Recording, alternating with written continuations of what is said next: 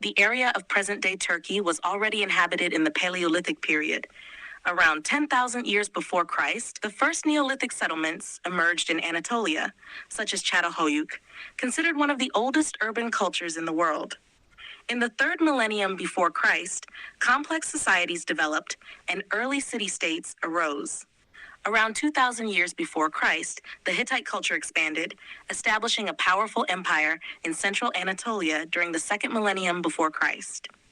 After the collapse of the Hittite Empire around 1,200 years before Christ, smaller kingdoms, the so-called Neo-Hittite states, emerged.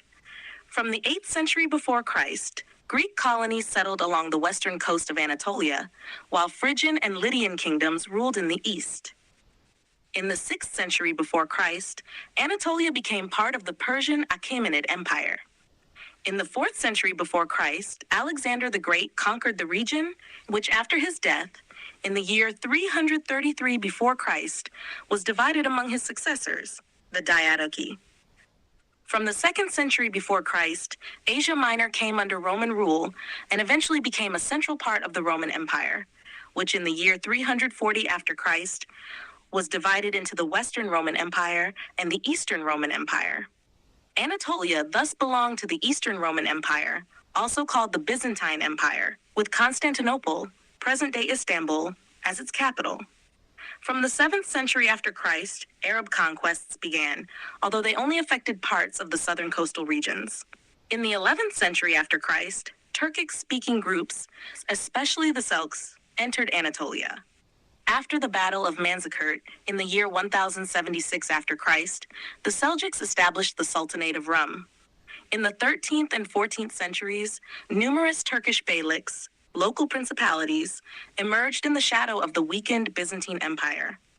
Under the leadership of Osman I, who was born around the year 1290 after Christ, one of these beyliks developed into the Ottoman Empire.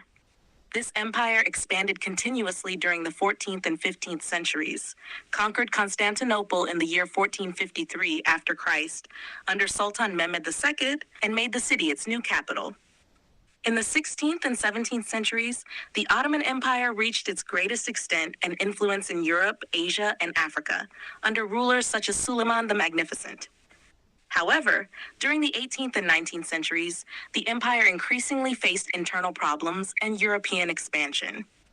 After the First World War, which lasted from 1914 to 1918, the Ottoman Empire collapsed.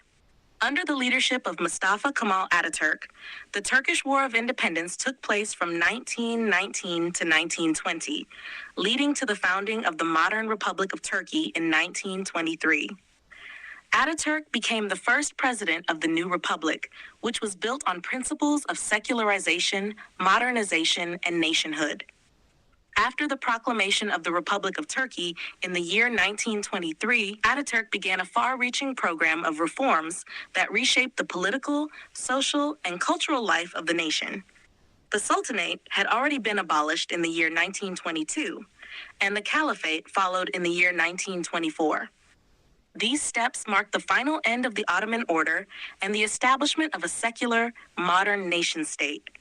Ataturk introduced sweeping reforms: a new civil code based on European models, the replacement of the Arabic script with the Latin alphabet in the year 1928, the promotion of education and women's rights, and the separation of religion and state. The capital was moved from Istanbul to Ankara, symbolizing a new, inward-looking national identity. Ataturk's vision, known as Kemalism, emphasized republicanism, secularism, nationalism, statism, reformism, and populism. After Ataturk's death in the year 1938, his close ally İsmet İnönü became president and led Turkey through the difficult years of the Second World War. Although officially neutral for most of the conflict, Turkey declared war on Germany and Japan in 1945 to secure a place among the founding members of the United Nations. The post-war period saw the beginning of multi-party politics. In the year 1950, the Democrat Party under Adnan Menderes won the first free elections, ending the single-party rule of the Republican People's Party. The 1950s brought economic growth, but also political tension and restrictions on press freedom. In 1960, the military intervened for the first time, staging a coup that resulted in the execution of Prime Minister Menderes in 1961. Subsequent decades were marked by alternating periods of civilian government and military intervention. Coups took place again in 1971 and 1980. The latter led to widespread repression, arrests, and the drafting of a new constitution in 1982, which remains the foundation of Turkish law today, though amended many times. During the 1980s and 1990s, Turkey experienced rapid urbanization, industrialization, and the rise of political Islam. Economic liberalization under Turgut Özal, who served as prime minister and later as president, opened Turkey to global markets. However, these decades were also marked by violent conflicts between the Turkish state and Kurdish separatist groups, especially the PKK, Kurdistan Workers' Party, beginning in 1984. In the early 2000s, Recep Tayyip Erdogan and the Justice and Development Party, AKP, came to power after the economic crisis of 1999 and the devastating earthquake that same year. The AKP initially pursued democratic reforms and aimed at European Union membership, leading to the start of accession negotiations in the year 2005. Over time, Erdogan consolidated power, first as prime minister and later from the year 2014 onward as president. A failed military coup attempt in July 2016 led to mass arrests, purges, and the declaration of a state of emergency. The political system shifted from a parliamentary to a presidential model after a referendum in 2017, giving the president expanded executive powers. In the following years, Turkey faced multiple challenges: economic instability, inflation, strained relations with Western allies, and involvement in regional conflicts in Syria and Libya. Despite this, the country maintained a strong geopolitical position as a bridge between Europe, Asia, and the Middle East. Today, in the 21st century, the Republic of Turkey continues to balance tradition and modernity, democracy and centralized authority, religion and secularism.